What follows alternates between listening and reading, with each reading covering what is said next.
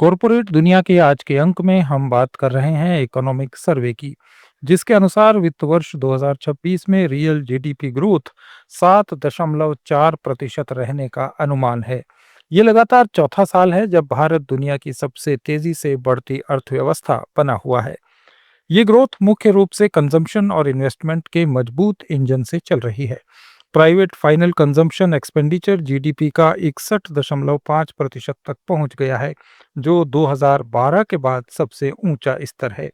इससे साफ दिखता है कि लोगों की खरीदारी की ताकत बढ़ रही है, महंगाई कम है और रोजगार स्टेबल है। ग्रामीण इलाकों में अच्छी फसल के कारण खपत मजबूत हुई है, जबकि शहरों में टैक्स में बदलाव से खर्च बढ़ा है। इन्वेस्टमेंट भी विकास का बड़ा आधार बना हुआ है। Gross fixed capital formation GDP का 30% है और ये 7.8% की दर से बढ़ गया है।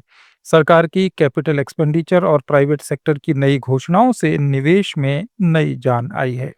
इससे फैक्ट्रियां, इंफ्रास्ट्रक्चर और नए प्रोजेक्ट्स को बल मिल रहा है, जो लंबे समय तक इकोनॉमी को मजबूत बनाएगा। लेबर मार्केट के मोर्चे पर भी भारतीय अर्थव्यवस्था की स्थिति बेहतर हुई है। इकोनॉमिक सर्वे 2025-26 के अनुसार वित्त वर्ष 2025 में शहरी बेरोजगारी की दर घटकर 6.6% रह गई, जो कोविड के बाद सबसे निचला स्तर है।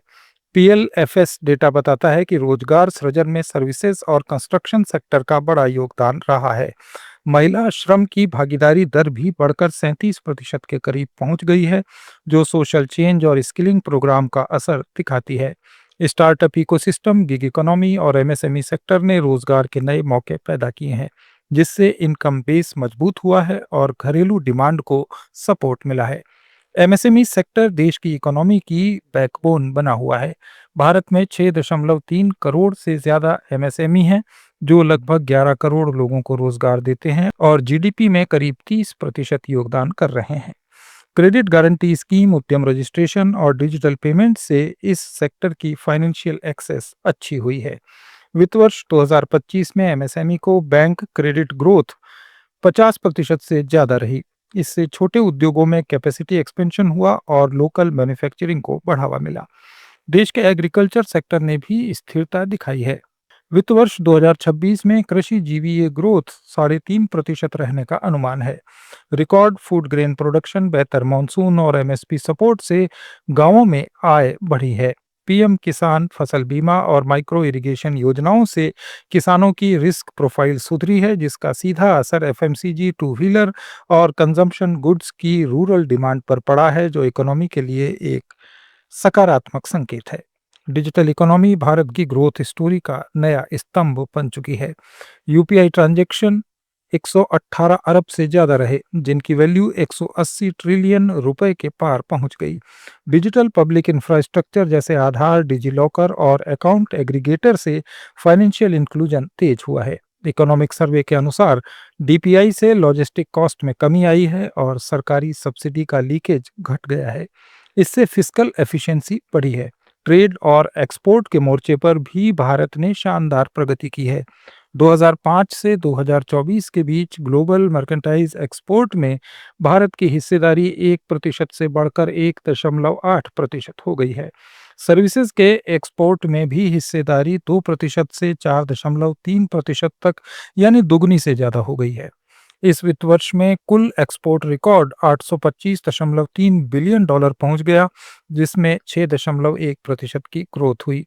सर्विसेज एक्सपोर्ट 387.6 बिलियन डॉलर का ऑल टाइम हाई रहा, जो 13.6% बढ़ा। भारत अब टेक्नोलॉजी और बिजनेस सर्विसेज का ग्लोबल हब बन चुका है। मैन्युफैक्चरिंग सेक्टर में भी रिकवरी नजर आ रही है। इंडस्ट्री जीवीए 7% बढ़ा। मैन्युफैक्चरिंग जीवीए Q1 में 7.72% और दूसरी तिमाही में 9.13% बढ़ा।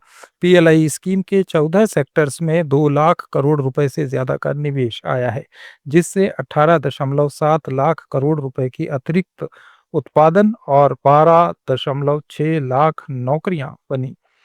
मैन्युफैक्चरिंग का शेयर स्थिर लगभग 17 से 18% है, लेकिन हाईटेक एक्टिविटीज अब कुल मैन्युफैक्चरिंग वैल्यू एडेड का 46% से ज्यादा है। ये दिखाता है कि इंडस्ट्री हाई वैल्यू प्रोडक्ट्स की ओर बढ़ रही है, जो एक्सपोर्ट को और मजबूत करेगी। इंडिया ने ट्रेड पार्टनर डाइवर्सिफिकेशन में भी अच्छा प्रदर्शन किया है। यूएनसीटीएडी रिपोर्ट के अनुसार ग्लोबल साउथ में भारत टॉप पर है। नए एफटीए जैसे यूके, ओमान, न्यूजीलैंड और ईयू के साथ हुए समझौतों से मैन्युफैक्चरिंग एक्सपोर्ट को नया बाजार मिल रहा है। ये समझौते लेबर इंटेंसिव प्रोडक्ट्स के लिए नए द्वार खोल रहे हैं और टेक्नोलॉजी ट्रांसफर को बढ़ावा दे रहे हैं।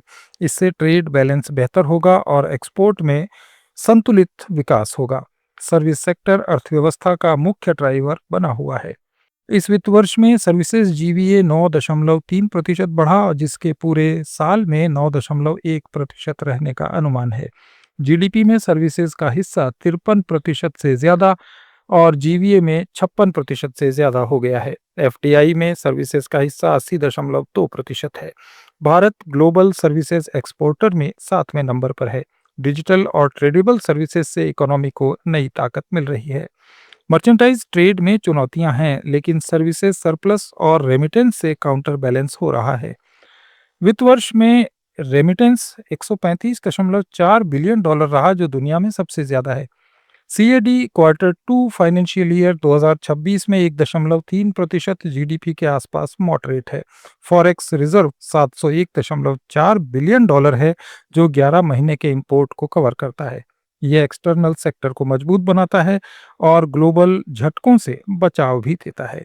इकोनॉमी में इन्फ्लेशन कंट्रोल एक बड़ा प्लस पॉइंट है। अप्रैल से दिसंबर के बीच सीपीआई इन्फ्लेशन सिर्फ 1.7% रहा, जो इस सीरीज के शुरू होने के बाद सबसे कम है। फूड प्राइस में कमी और सप्लाई साइड इंटरवेंशन से यह संभव हुआ। कम महंगाई से रियल इनकम बढ़ी, जो कंजम्पशन और ओवरऑल डिमांड को सपोर्ट कर रही है। इंफ्रास्ट्रक्चर डेवलपमेंट इकोनॉमी को मल्टीप्लायर इफेक्ट दे रहा है। वित्त वर्ष 2026 में सरकार का कैपिटल एक्सपेंडिचर 11.1 लाख करोड़ रुपए से ज्यादा रहने का अनुमान है। सड़क, रेलवे, पोर्ट्स और एयरपोर्ट प्रोजेक्ट से कनेक्टिविटी बेहतर हुई है। नेशनल इंफ्रास्ट्रक्चर पाइपलाइन के तहत 100 लाख करोड़ रुपए से ज्यादा के प्रोजेक्ट्स अलग अलग चरणों में हैं। इससे लॉजिस्टिक्स कॉस्ट जीडीपी के 13 से 14% से घटकर 8 से 9% तक आने की उम्मीद है, जो एक्सपोर्ट कॉम्पिटिटिवनेस को बढ़ाएगी। एनर्जी ट्रांजिशन और ग्रीन ग्रोथ भी आर्थिक स्ट्रेटेजी का एक अहम हिस्सा है। भारत की रिन्यूएबल एनर्जी कैपेसिटी 200 गीगावाट के करीब पहुंच चुकी है।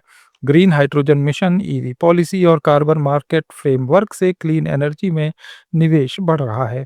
ये न केवल क्लाइमेट कमिटमेंट पूरा करेगा, बल्कि नए उद्योगों और नई नौकरियों को भी पैदा करेगा।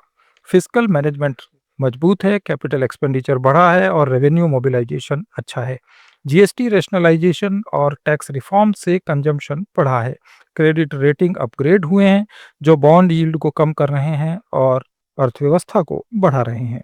बैंकिंग और फाइनेंशियल सेक्टर की सेहत भी मजबूत है।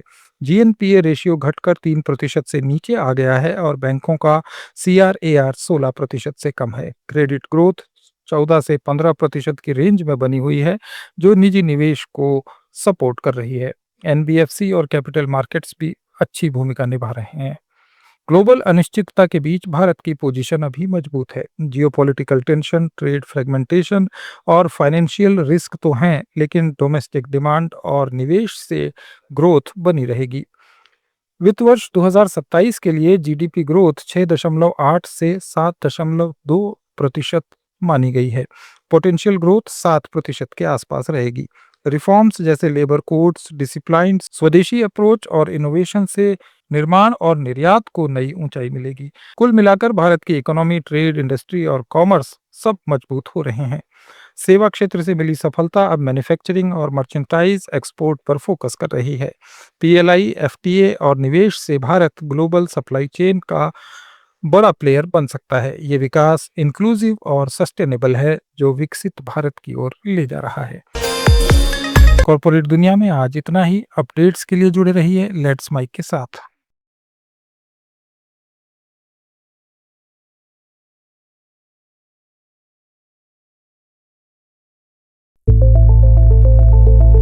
It's time for news. It's time for more than radio. Presenting the first radio news app, Let's Mic. Let's Mic, a news-based app on your phone where you get to watch and listen news, talk shows, interviews, radio show podcasts. On Let's Mic, you get all relevant